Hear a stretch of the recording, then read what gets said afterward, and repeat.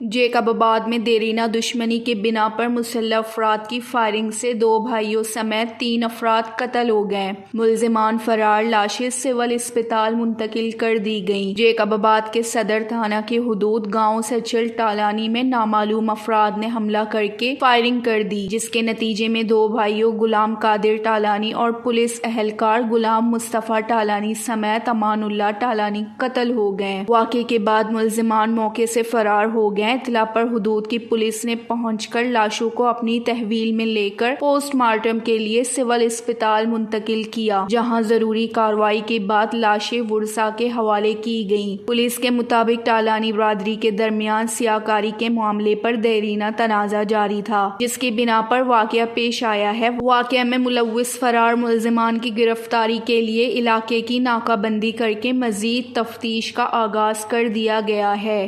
ویش news, Jacob آباد۔